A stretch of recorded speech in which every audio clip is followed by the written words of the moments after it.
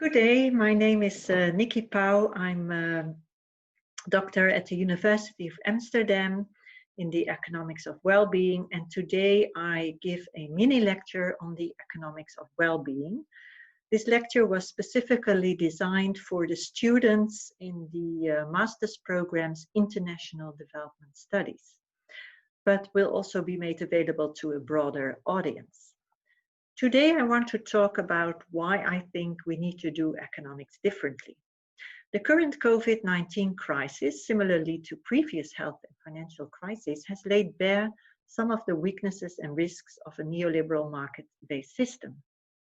And I think that in the current intersection of processes of globalization in international trade, climate change, and human activity in the Anthropocene, we really need to rethink the economy beyond GDP growth. Of course, there is already a set of proposals out there. Let me name just a few. The planetary boundaries ideas of Rockström and his people at the Stockholm Resilience Center back in 2009 introduced this notion of 9 planetary boundaries representing the different ecosystems in nature, which we are transgressing by means of our economic activities. Already we are transgressing 3 of the calculated boundaries. For the other 6, we are still within the safe operating spaces. An idea that builds on the planetary boundaries of Rockström is the donut economy of Kate Raworth. She published her book on the donut economy in 2014 with this very powerful picture of a donut whereby the outer circle represents the 9 planetary boundaries of Rockström and the inner circle represents, let's say, the social floor below which human life is not really viable. And together these circles led to her drawing a donut representing the sustainable and inclusive economy. 2 related ideas are basically networks of scientists and people in advocacy, activists, who propose similar and partly different ideas on the economy. One is called solidarity economy. Ideas on solidarity economy rose independently from Louis Razetol in Chile back in 1998 and from Jean-Louis Laville in France back in 2007.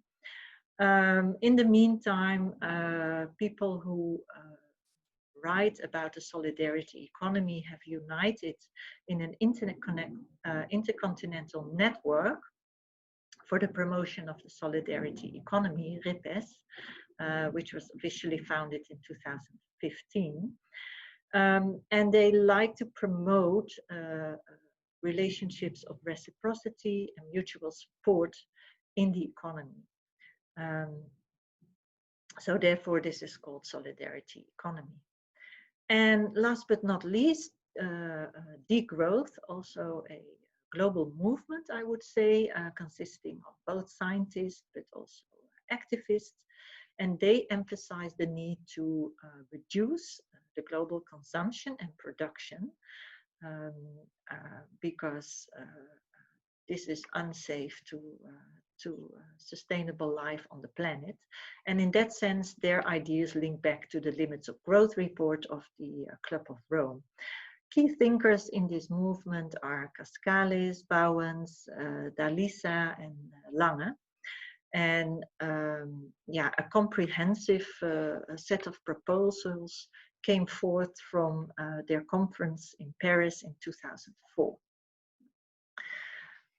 But these proposals are all very interesting, very inspiring, and very useful for the conceptual and theoretical elements that they introduce.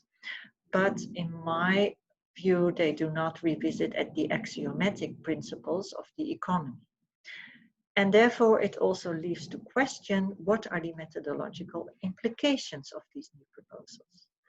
What do they mean for doing economics differently? And are these ideas internally robust? economists deem it very important that economic frameworks are robust, which means that if there is a change made to an economic model, to its initial conditions, for example, that the outcomes will not change. This is why many economists are a bit wary of pluralistic approaches, because often they jeopardize the robustness of economic models. So my proposal is a new framework called the Economics of Wellbeing. And I go back to the basic premises of how to define the economy and its axiomatic principles. The economy, I define the economy as an instituted process of resource allocation from and to agents and nature, instituted in terms of an economy that is embedded in social and political institutions, but is also interconnected to nature because of our economic relationships to nature in the form of extraction or pollution, or nature causing certain climatic changes that impact our economy. The relationships, of course, are mutually. Well-being, not growth, should be at the center of economics, and people strive for the optimization of well-being instead of the maximization of individual welfare. This renders economic decisions as very complex, but I think that brings economics closer to the daily reality, because human beings are complex. Well-being is thus at the center of this new economics framework, and well-being is defined by Alistair McGregor back in 2007 as a state of being with others, where human needs are met, where one can act meaningfully to pursue one's goals, and where one enjoys a satisfactory quality of life. What strikes from this definition of well-being is that well-being reflects on the human being as a social human being, and not this individualistic, self-centered, maximizing individual. Also, what strikes from this definition is that there is a subjective element to well-being. What is meaningful to pursue as a life goal, whether you want to be a priest or a teacher or a plumber or a scientist, that is of course subject to personal values, to family values, to cultural values. And also likewise, what is a satisfactory quality of life, that involves a subjective evaluation. Analytically, McGregor and I subscribe to that idea, distinguish between three dimensions of well-being. There's the material well-being, which represents material things such as income, housing, assets, physical environment, etc. Relational well-being, which is about social capital, networks of people and communities, but also human nature relationships. And thirdly, subjective well-being, which is the subjective assessment of material and relational well-being. People strive for the optimization of their well-being, as I said before, but in doing so, they can prioritize one dimension of well-being over the other, or pursue well-being in an integrated manner, depending on the achievements that they have already made, or on the priorities that they identify themselves. Going back to the very basics of what the economy is all about, I built on Tony Lawson's work, who has defined the economy as a social process. The economy, to me, is this socially, politically instituted process. It is an open system, so it's not a closed network. That is how the economy originally was represented by Quesnel. when he represented the economy as this plumbing network. The economy is an open system that is open to influences from outside. At the same time, the economy is structured and layered according to temporal principles. It is also internally coherent through its sets of relationship between economic agents and resource flows, and it is subject to emergent changes. I like to picture the economy as being embedded in this set of political institutions, social-cultural institutions, and within a broader natural environment. Of course, all of these premises make economic decisions a complex issue. For one, because economic agency is entangled in multiple life domains. We are not only engaged in making economic decisions when we fulfill our role in the market, but also in the household economy and through our voluntary work or community participation or political activism, we make economic decisions about access and allocation to resources. Economic decisions are characterized by multiple trade-offs that we implicitly or explicitly make all the time. And I distinguish between three types of trade-offs. One, the trade-offs between different aspects of well-being and dimensions of well-being. Trade-offs between individual well-being and collective well-being, whether that is the family level, a community, or your organization, or your country.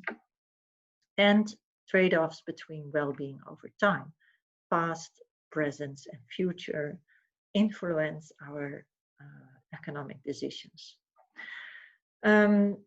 This leads to abandoning the rationality assumption in terms of maximizing individual gain. I don't think we can assume that about economic decision making.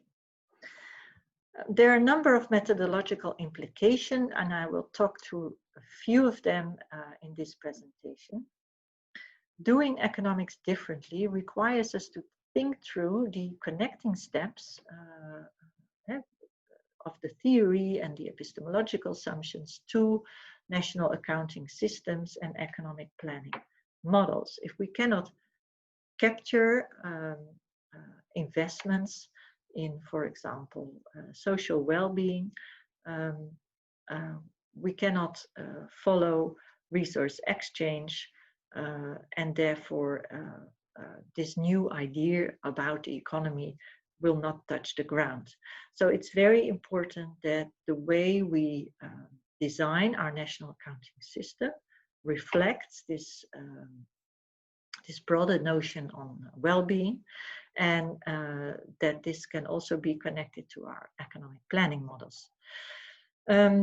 Currently, there are countries, statistical offices that use what they call satellite accounts, that are accounts separate from the national accounting system but interconnected, to experiment with including new economic agent categories and exchange flows.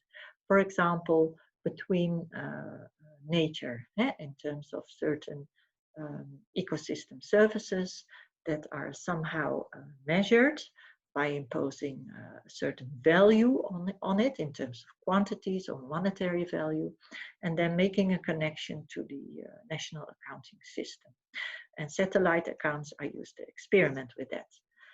But ultimately, it would require to change the system of national accounting.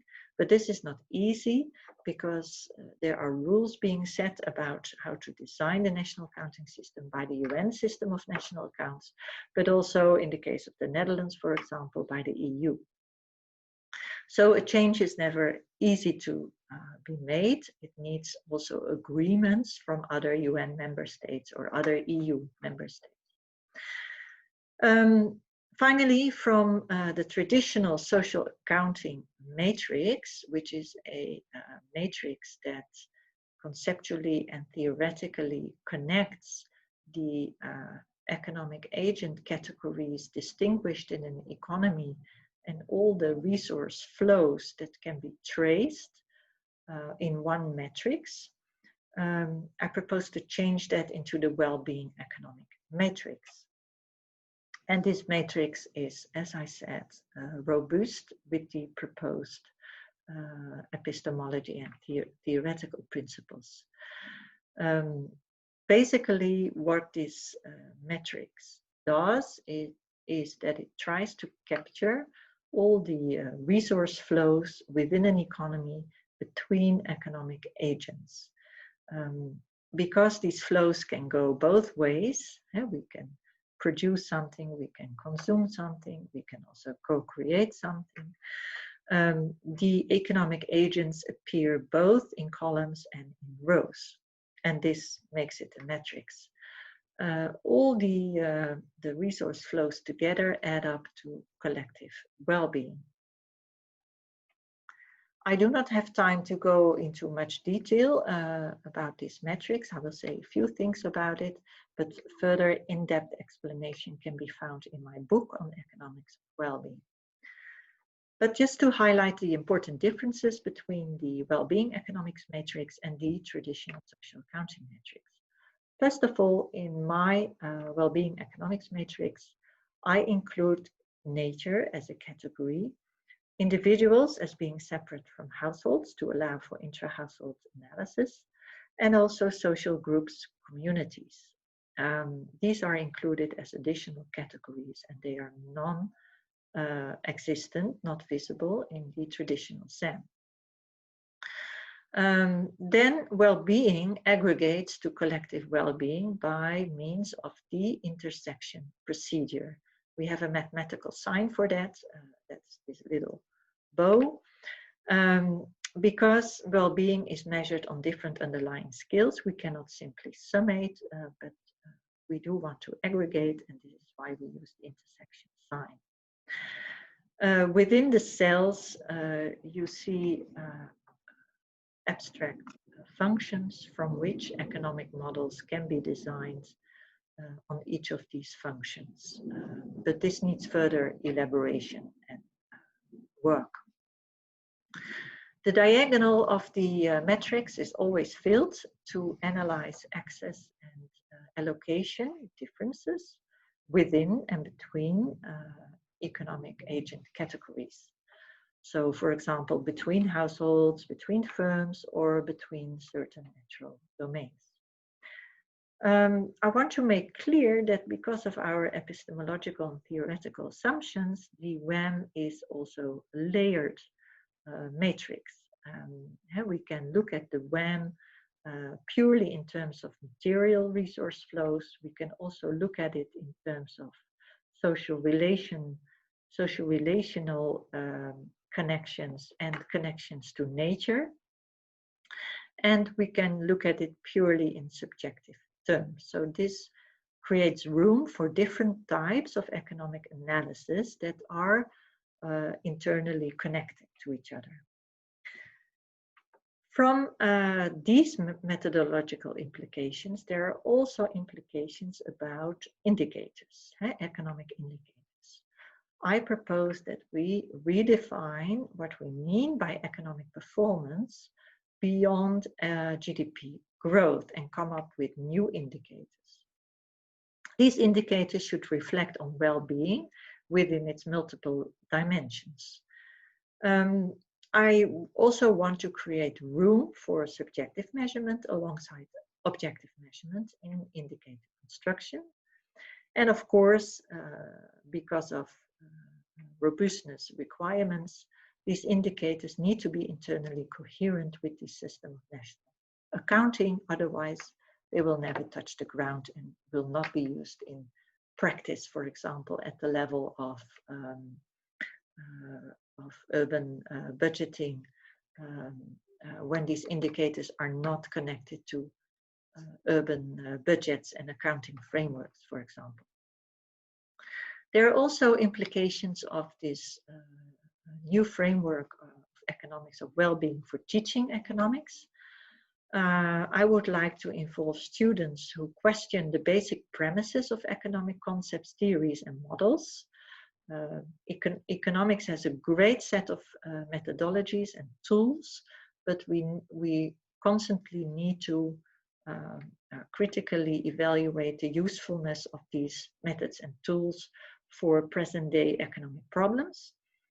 I would like to train my students much more in associative thinking instead of linear thinking only, and also develop interdisciplinary competences. I think, for example, I have benefited a lot from anthropological research, for example, on international development topics. And as an economist, I can build on anthropological research for designing better models for analyzing an economic problem. I also want to train my students to use a broader set of quantitative and qualitative research methods and tools. I think both are needed for doing good economic analysis. And I want to stimulate their creativity and engage in the design of new economic performance indicators. In conclusion, in this lecture, I've tried to make clear that economics should be much more about well-being and not only about GDP growth. Growth is important, it's helpful to generate resources that can be invested in the economy and in society at large, but it cannot be the ultimate goal.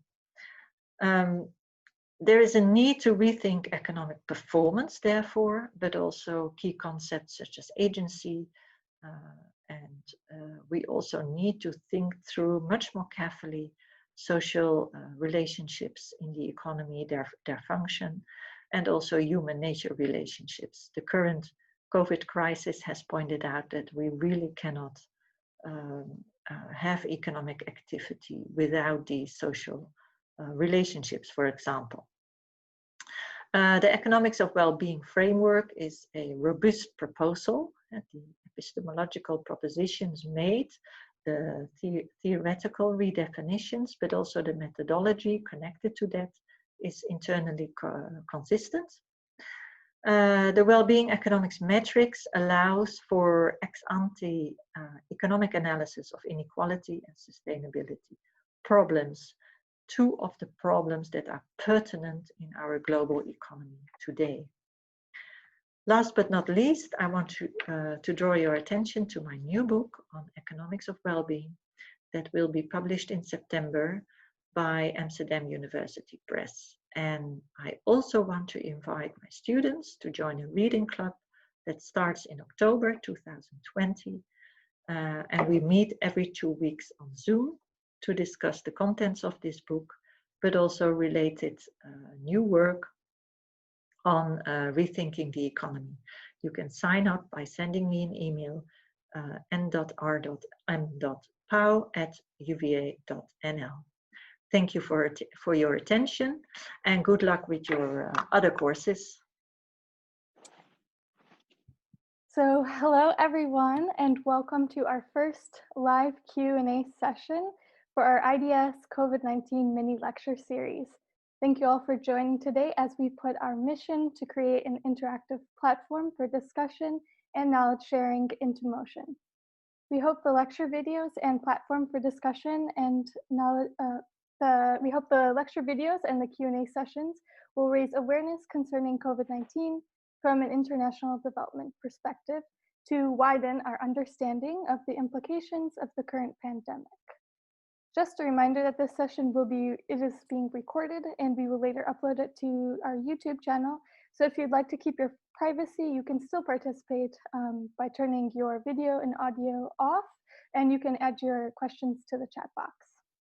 So today we are joined by Dr. Nicky Pouw, an associate professor in economics of well-being at the Governance and Inclusive Development Research Program at the University of Amsterdam. So welcome. Dr. Pouw's lecture on the economics of well-being addresses the need to rethink the economy from a well-being perspective, which has become even more apparent during this pandemic. In her lecture, she urges that we do economics differently by thinking of the economy beyond GDP growth. She proposes a new framework for economics of well-being, which is centered around well-being rather than growth. Her model redefines economy as a process of resource allocation between agents and nature and is embedded in social and political institutions, but lies within the broader natural environment. The model also defines well-being in terms of the social collective rather than the individual. She mentions a few methodological implications of this model, one of which is the need to change from the social accounting matrix to the well-being economic matrix. This matrix includes nature, individuals, and social groups as categories and adds up to the collective well-being. In her concluding remarks, Dr. Pouw presents the need to rethink social and human nature relationships in the economy. This is particularly evident now during this pandemic, as it has become clear we can't have economic activity without social relationships. So Dr. Pouw, please welcome, and I'd like to open the floor with a few questions.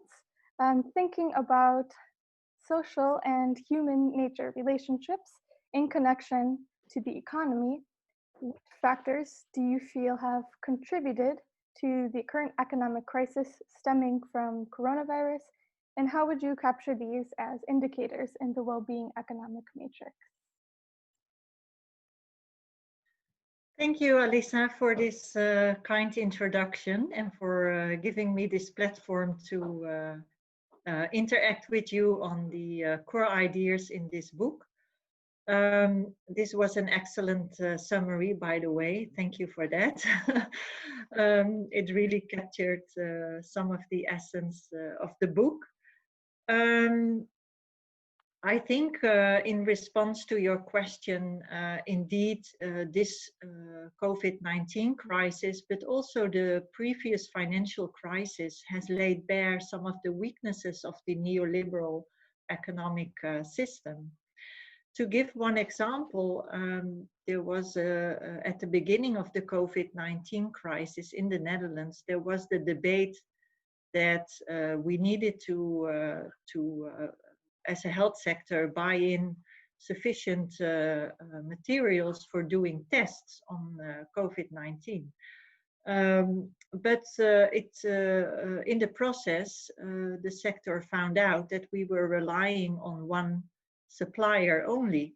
And this was built into the system because of cost efficiency reasons. It's of course more cost efficient to have an economic relationship with one supplier only, and instead of more than one supplier. But in the crisis, it appeared that this also posed a tremendous risk, because now this supplier could monopolize the relationship and make the materials yes or no available, and also determine the price and all other conditions for that. But this is just one example of how steering narrowly on economic growth and underlying that cost efficiency reasons for making economic decisions also leads to certain insecurities and risks in the system that result in us responding or becoming more vulnerable in times of crisis. And maybe other people have other examples. So I think it is important to broaden out our vision on what the economy is all about, and be attentive to the economy being embedded in these socially and politically instituted relationships for better dealing with insecurities and risks, and for better responding to crises such as these. All right, thank you for that response. We are seeing during this pandemic that people who are historically marginalized have been impacted more severely by COVID-19. How can centering well-being, particularly social well-being rather than individual well-being in economic models, help to mitigate the economic inequality issues that have been magnified during this pandemic? Mhm. I think in rethinking the economy, we also need to reconfigure the way we do economics. And let me explain that, because this is quite a technical point. If you look at the methods and tools that economists use to analyze economic decision making in the economy, this is quite a limited range of tools and techniques. And these are tools and techniques are also institutionalized in the professions that economists fulfill, such as at the Central Bureau of Statistics or at economic planning agencies or within ministries. And what they the kind of methods and techniques they work with are embedded in frameworks that do not allow ex ante analysis of inequality or sustainability issues, for example. So at the end of the day, when we want to raise our concerns about inequality, it is an afterthought. And it becomes part of a discourse that investing in reducing inequality comes at the cost of economic growth, which if we rethink the economy and see well-being as the overarching goal, whereby economic growth is merely a means to an end and not the end in itself, as Amartya Sen has always argued, then we can also see other factors being important to achieving well-being, such as distributional concerns, sustainability, creating equal opportunities for all, because all of that together leads to optimizing well-being instead of maximizing individual welfare.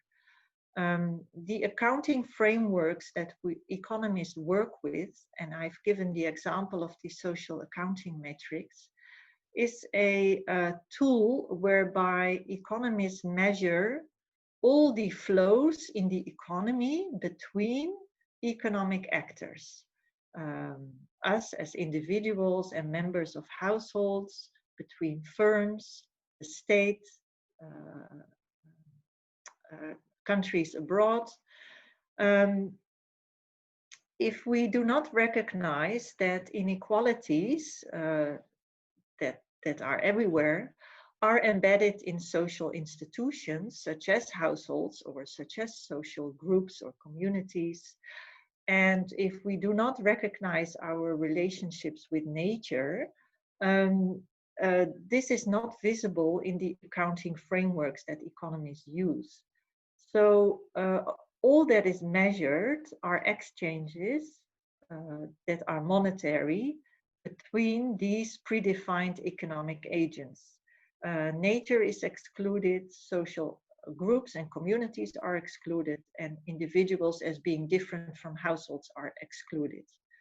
So by reconfiguring this framework, we can change the way in which economics is practiced and the way economic planning models are being informed, so that concerns about inequality indeed are part of the analysis from the start and not only at the end. Mm-hmm. And you mentioned going forward, the need to include both quantitative and qualitative methods. So maybe that can better capture these different issues for analysis. I think that's critically important, and therefore I really like also to engage more young people in economics, doing economics differently, because for the past 20, 30 years or so, the trend in economics has been to become very much focused on quantitative exercises, on doing models, um, making use of big data sets. But in the process, I think the discipline has become quite narrow, and we do not train our students any longer in asking basic questions about what to include in a model, or why, or how to define a certain concept such as labor. Why do we define it the way we do? Why do we not count in unpaid labor, or those basic, fundamental questions we do not train our students in. And I think that's a loss, because there has been a time that economics was providing much more room for qualitative analysis. If you read the classic story of George Akerlof, who compares selling second-hand cars with buying lemons, it's a narrative, and he won the Nobel Prize for it. So he doesn't use any quantitative analysis. But there is also power and new knowledge in doing narrative analysis, for example. So, and it gives you a much better understanding of relationships in the economy if you also use qualitative techniques. And not only focus on what is possible in quantitative analysis. And also, I think that although I really like doing quantitative analysis, I'm really a fan of economic tools, I also see the limits of it, and I think they've grown too important in economic research. And they have taken us away from the daily lives of people, and making and almost making economics irrelevant to our daily lives, which is a loss, I think. Yeah, definitely. So from an economics of well-being perspective, what changes in our relationships between humans and nature could be made in terms of resource allocation to prevent future outbreaks like the coronavirus, Ebola, swine flu, and bird flu, which are all thought to be transmitted by close contact between animals and humans? Well, I would also like to hear your views on this, but I think an important step to begin with is to recognize our mutual dependency. For our prosperity and the prosperity of future generations, we are dependent on nature. And nature is also affected by our economic activities, clearly. I think by obscuring those relationships in economic analysis, which is what is currently going on, we do not give or assign appropriate value to ecosystem services, for example. So the first thing is to recognize this mutual dependency and make it part of economic analysis, assigning value to ecosystem services, to maintaining nature, natural space, to making sure nature has time and space to regenerate itself in order to be able to continue deliver ecosystem services in the future. So that is the most important step. And from there on, we need to find ways, and this is what I invite others to do with me. We need to find ways how to assign value to these different relationships we have with nature. There are proposals being made by green economists by putting a certain monetary value on nature. I'm not sure if that's the way to go, but there are innovations being made, and I think we need to learn along the way how to do that exactly. Great, thank you. We'd like to open up the floor now to our guests here. If you have any responses to the discussion or any questions you'd like to pose, we would like you to do that. So whoever wants to, yeah, Courtney, go ahead. I hope you don't mind if I start. Thank you very much for the very nice pre-recorded lecture and for these really interesting answers to the questions that have come up so far. My question is maybe it's going to my own sort of set of personal worries when I read about what's going on in especially developing countries and the collapsing of the informal markets and informal economic activity and what that means for people during this pandemic. And I imagine myself as a minister of the economy and wondering how would I start addressing this. And so I guess my question is a sort of policy oriented type of question. What would be the first steps that a practitioner of the economics of well-being do? What would be the first step in terms of implementing policy to address these collapsing informal markets, with keeping in mind that it's taking place in the context of a health crisis? Thank you, Courtney, for the question.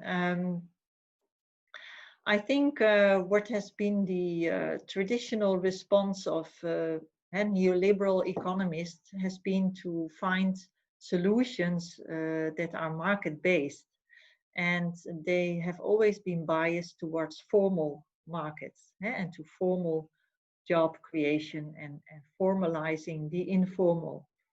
I would not be in favor of that, because it by definition excludes huge groups of people who are indeed engaged and finding a livelihood in the informal economy.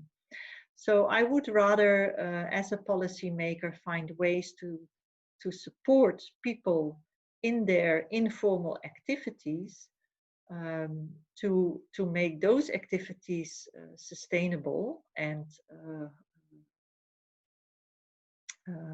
rendering higher income maybe, or rendering more connections to formal economy, instead of putting the focus on having to formalize, because that's not really their priority. Their priority is to make a living, to provide for their families, and to be able to optimize that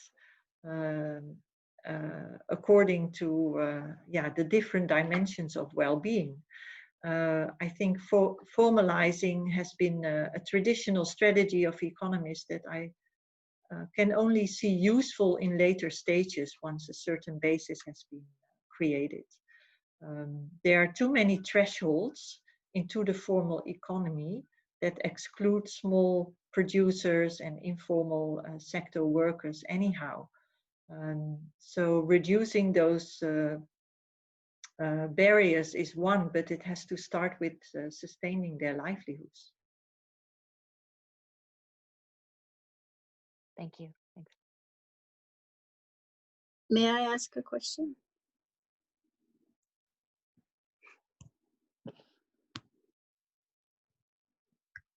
Go ahead, Rosemarijn. Can you hear me? Yes.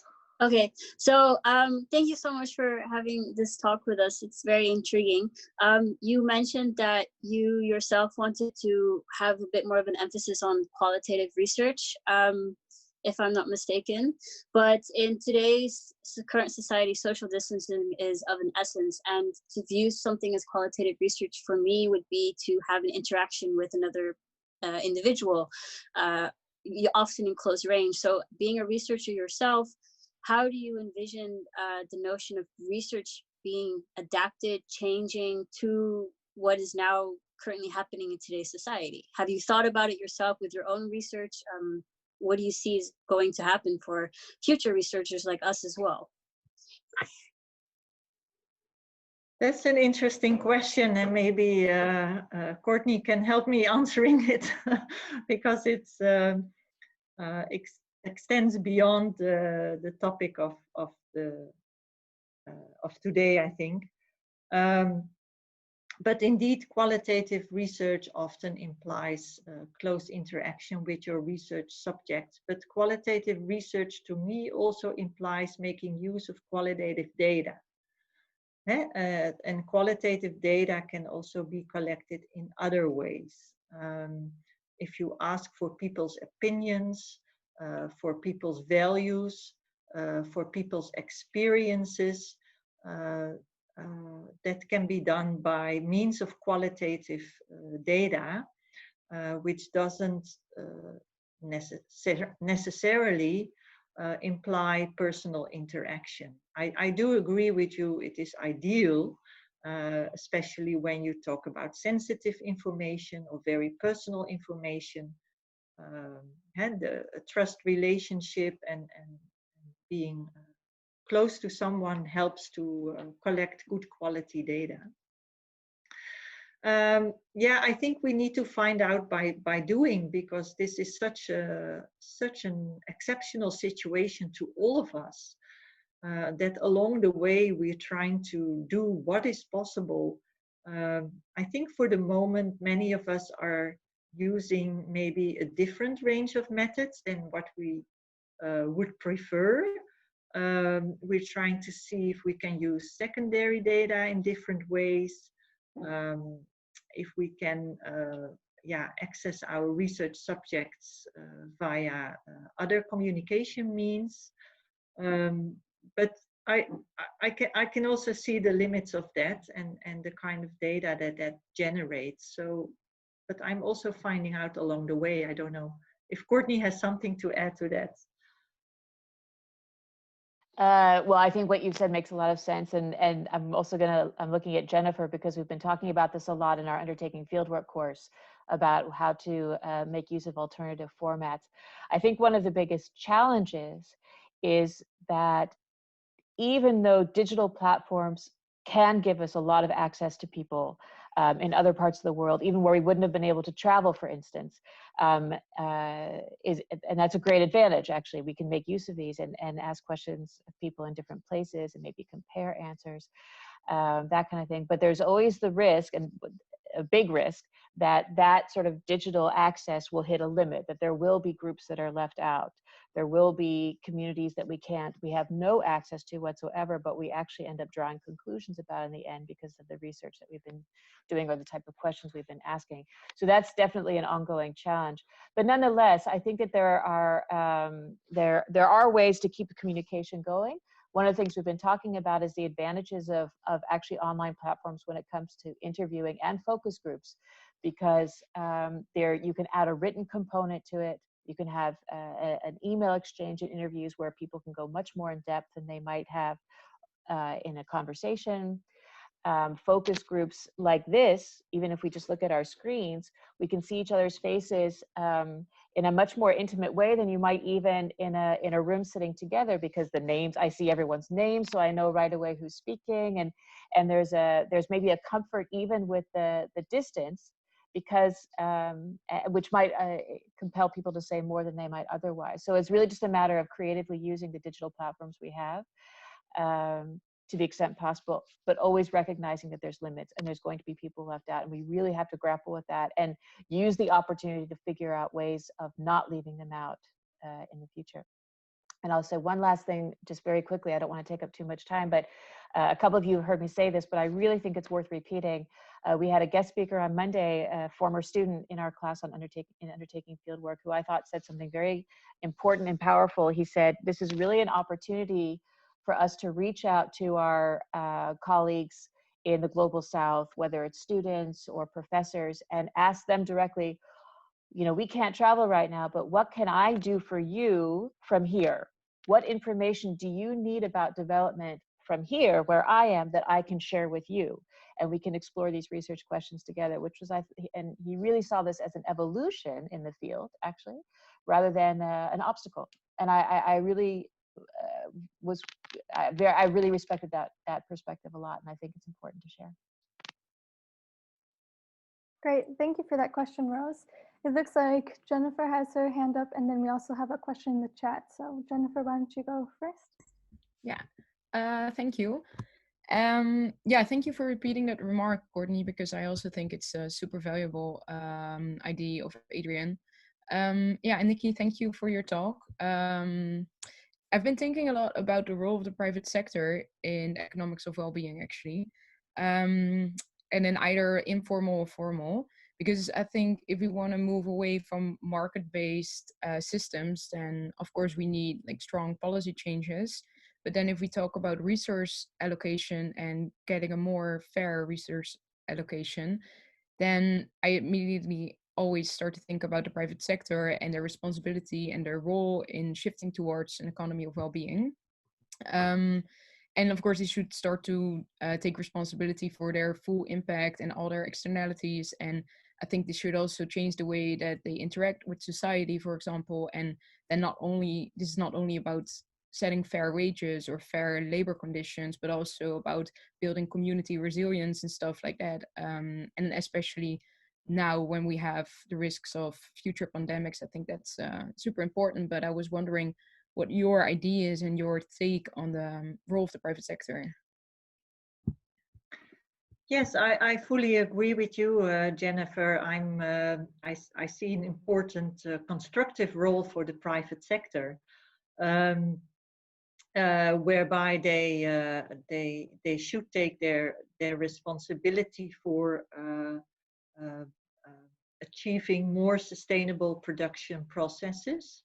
And also for creating social value. And I think we see a lot of developments in this arena in terms of more social entrepreneurship coming up, but also society holding companies accountable to their impact and to avoiding harm and negative externalities. So I think there's a role for all of us, and especially the government, but also civil society, to hold the private sector accountable to these kind of impacts. At the same time, I think they have an important role to play for creating jobs, for stimulating innovation, for being competitive, because that's also an engine of the economy that is really important. And so I think they have an important role to play, but at the moment they could do much more. And of course, there's huge differences between sectors and between small enterprises, big enterprises, between different companies. But I do see a lot of debate within companies and businesses about these topics, also triggered by the donut economy ideas of Kate Raworth. And there are some good examples of multinationals also that try to reinvent themselves and adhere to these kind of sustainability and solidarity principles more. Yeah, thank you. That was a clear explanation. But the thing is that I always feel, especially in the field of development, that the private sector is definitely a large player.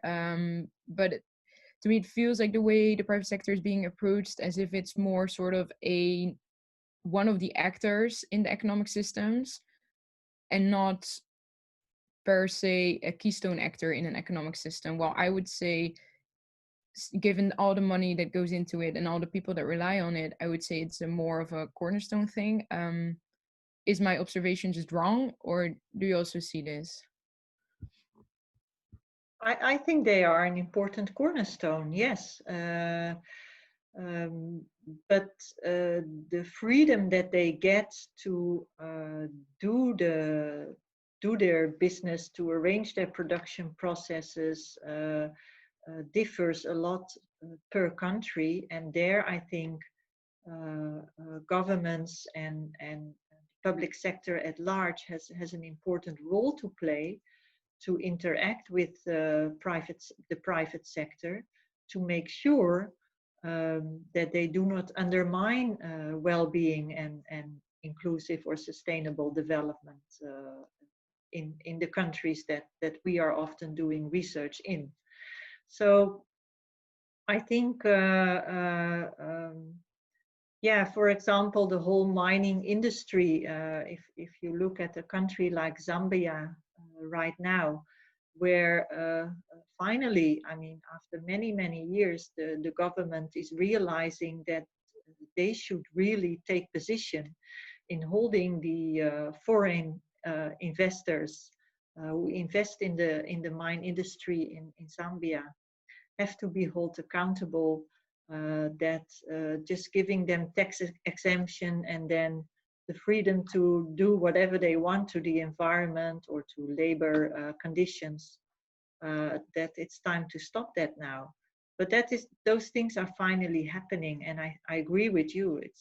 It's a major player in the economy and in fostering development at large. Okay, thank you. Okay, we have a question from the chat. It says, is the economy of well-being an alternative to capitalism, or are there similar principles in both systems?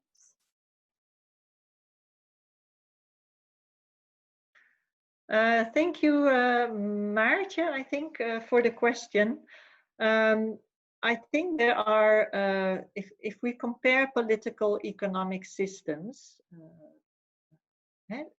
we compare capitalism to socialism or to other political economy systems, probably capitalism comes closest to my sense of what the economy should be about. But I also see many different forms of capitalism, whereby social relationships and issues of sustainability get eroded by the overemphasis of the market economy. So for me, well-being economics, what it brings in next to capitalism or within capitalism is more attention to relationships of solidarity and creating sustainable production and consumption and redistributive processes in the economy. So yeah, that can still be seen as part of capitalism, but a different form of capitalism, I would say, that brings us closer to a solidarity economy and a sustainable economy. I hope that answers your question, Maartje.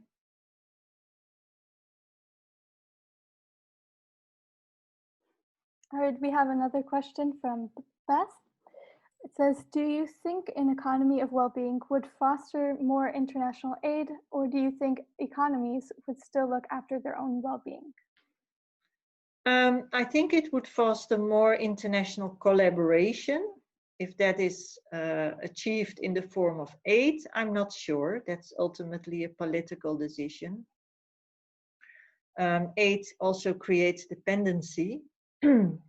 So apart from giving aid in humanitarian crisis, I would be more in favor of finding other forms of collaboration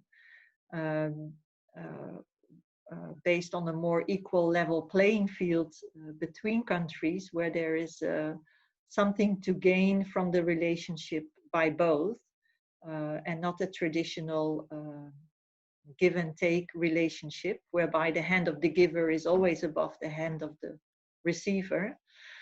But it definitely does foster international collaboration more because of the realization that our economies are interconnected through globalization, which is expressed in all the current global problems we are faced with today. I mean, the pandemic, climate change, migration, these are problems that we can only address together and not as single countries.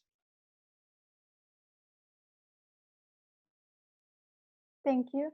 I think we have time for about one, maybe two more questions, if there's any further questions from the group.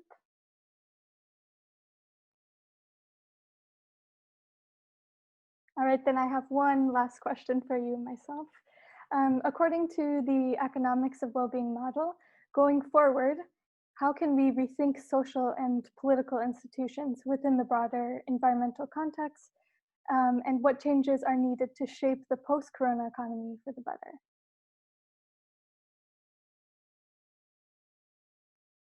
Wow, that's a huge question. How to change social and political institutions. Well, I think we need to be aware that inequality of any kind, whether it is gender or are embedded within those social and political institutions, and that these take a very long time to change. And definitely we cannot change them by changing our indicators. We really need to make institutions much more inclusive, which brings us back to the inclusive development debate, I think, whereby